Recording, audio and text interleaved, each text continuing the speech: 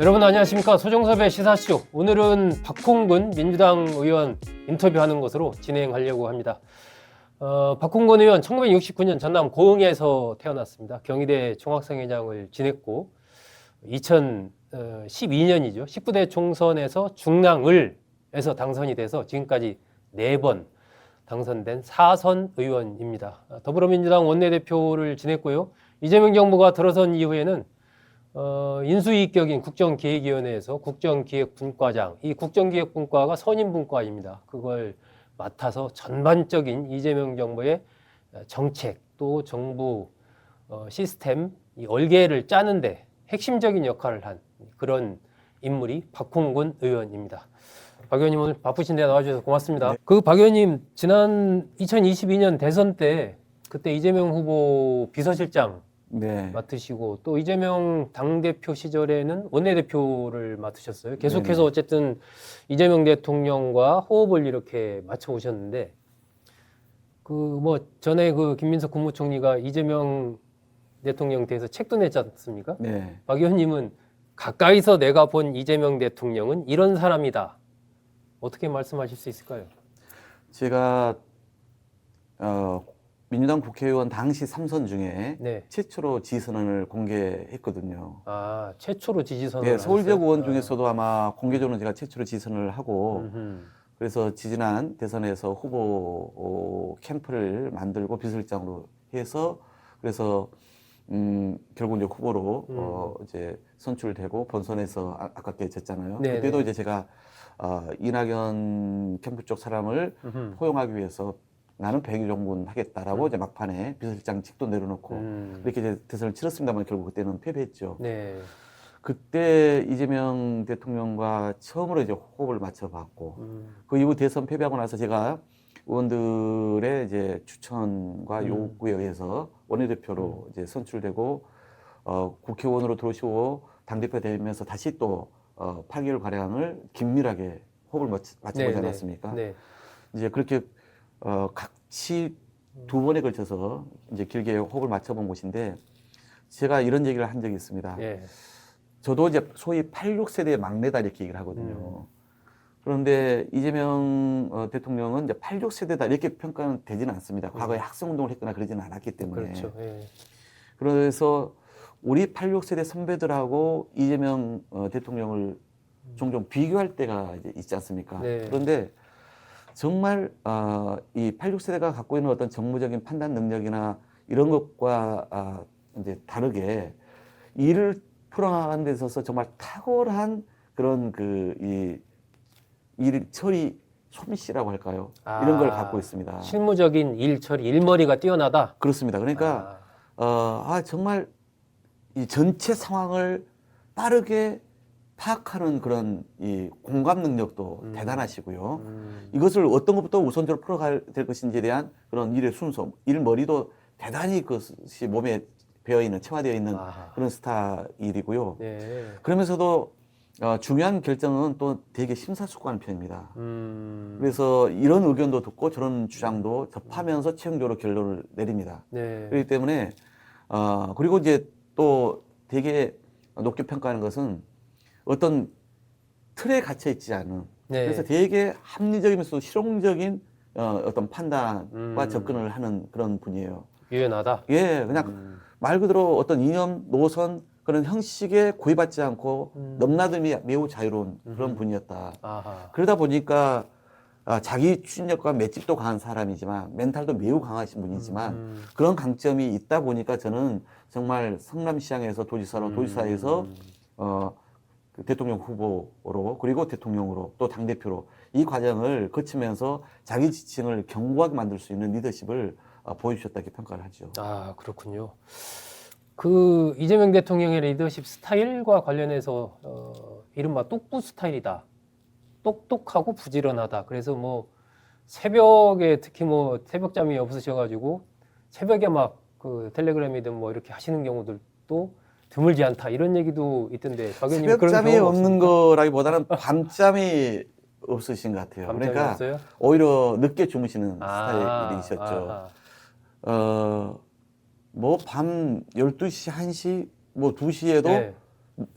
텔레그램이나 각종 온라인 커뮤니티 SNS상에서 여론을 파악하는데 대단히 시간도 많이 쏟으셨지만은 그런 것을 파악하는, 캐치하는 그 능력이 탁월하세요. 아. 그러니까 이 신문지상이나 TV에 나오는 뉴스를 말고 보는 외에? 시간보다 훨씬 더 다수 대중의 집단적 여론을 그런 것 곳곳에 어떤 의견을 들어가면서 본인이 그것을 자기 것으로 만들어내시더라고요. 그러니까 네.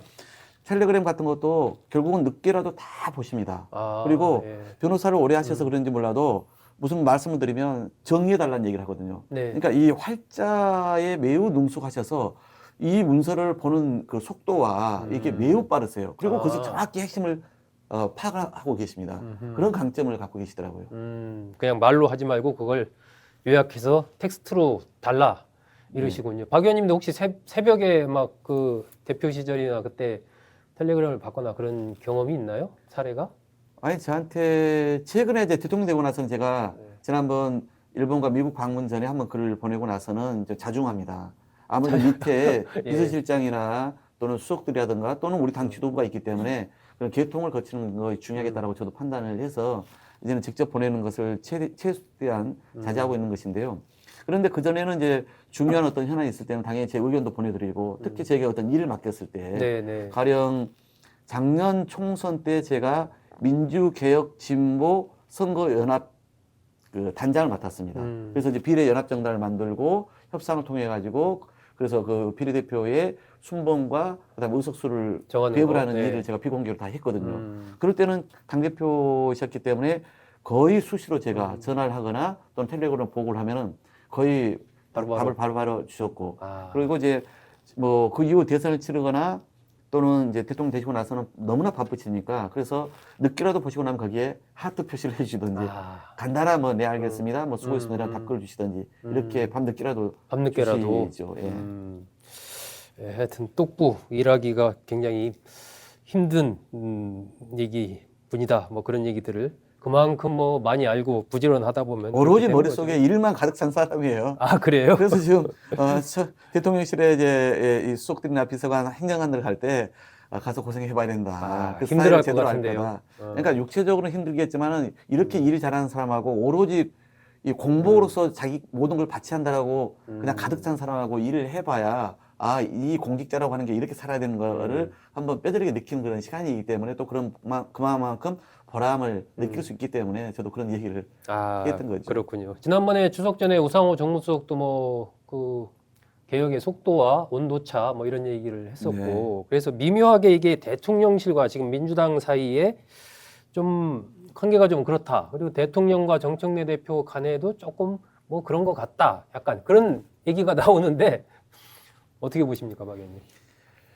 의원님?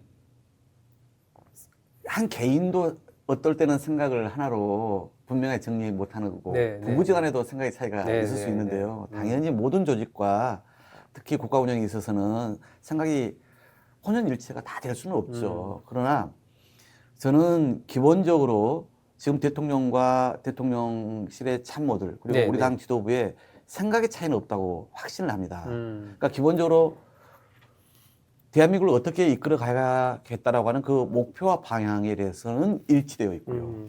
그리고 거기에 따른 역할 분담의 어떤 차이가 있는 것이다. 다만 이제 그러니까 그 얘기는 무슨 얘기냐면 이런 거죠. 그러니까 예를 들어서 내란을 제대로 완전히 청산 종식하자에 대해서는 이견이 있을 수 없지 않습니까? 또 이 어려운 민생과 경제를 정말 성과 있게 회복하자 이것도 이견이 있지 않죠. 그리고 대한민국 국가의 여러 가지 도전적 과제를 정말 국민을 통합하고 여야를 초월해서 그래서 국력을 결집해 가지고 그것을 반드시 해결해내자 이거도 이견이 있지 않죠. 그러니까 이런 국정과 국가의 목표에 대해서는 대통령님이나 아니면 참모들 그리고 우리 당 지도부 간의 이견은 없다라고 생각하는 거고요. 그 방향도 분명하기 때문에요. 다만 역할 분담은 이런 거겠죠. 대통령은 아무래도 외교 안보나 민생 경제나 또는 국가의 구조 개혁이나 이런 거에 더 주안점을 두실 수밖에 없는 위치이고 또 본인이 스스로도 제게도 그런 말씀을 주신 바가 있었어요. 제가 홍범도 장군 기념사업회 이사장인데 그래서 지난번 독립군이라고 하는 다큐멘터리 영화를 같이 좀 봤거든요. 그 직후에 저한테 하신 말씀이 국민 60% 정도도 아니 한 70% 정도가 지지하는 사안에 대해서는 뭐 국회에서 민주당이 더 뭐 강하게 속도 있게 해도 좋은데 그렇지 않은 것은 지금 워낙 민생 경제가 어려우니 아하. 여기에 좀 더 성과를 내야 될 때이다 이런 말씀을 하시더라고요. 네. 그런 것처럼 대통령은 그런 일에 집중하실 수밖에 없는 상황이고요. 그러나 당은 어떤 일을 해야 됩니까? 아까 말씀드린 내란이라고 하는 정말 초유의 반헌정 유린 사태가 있었기 때문에 이것을 바로잡는 이 일에 저는 당은 나설 수밖에 없는 것이죠. 네. 그러니까 그런 점에서 우리 지자인 당원들을 기반으로 해서 그런 것이 보다 철저하게 되게끔 당 지도부는 이끌어갈 수밖에 없는 것이고 뿐만 아니라 거기에 필요한 검찰이라든가 또는 사법이라든가 이런 거에 개혁이 필요한 거에 대해서는 과감하게 그걸 선도하는 역할이 당으로서는 해야 될 일이다. 이렇게 역할 분담은 되겠다고 봅니다. 네. 다만 이것을 풀어가는 데 있어서의 두 가지인 거죠. 첫 번째는 우선순위나 속도의 조절이다.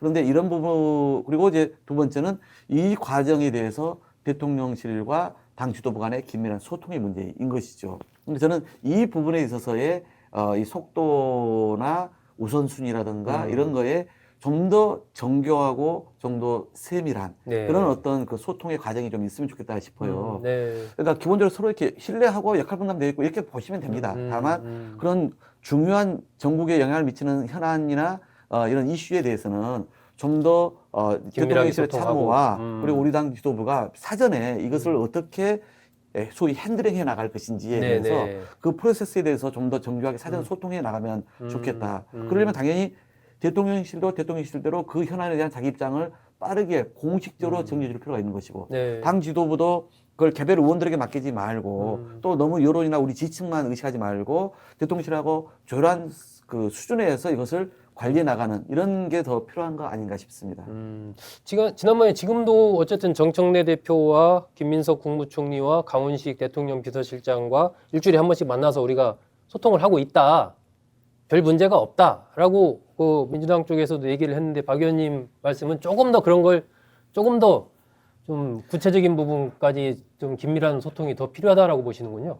제가 지난 문재인 정부 때 그 첫 원내 수석 부대표를 혼자 수행했습니다. 네. 그때 제가 제안해서 가령 실무 라인도 매주 하자. 네. 주요한 이슈 일정 그런 상황 관리에 대해서도 당정청이 네. 하자 해서 그게 실제 가동됐거든요.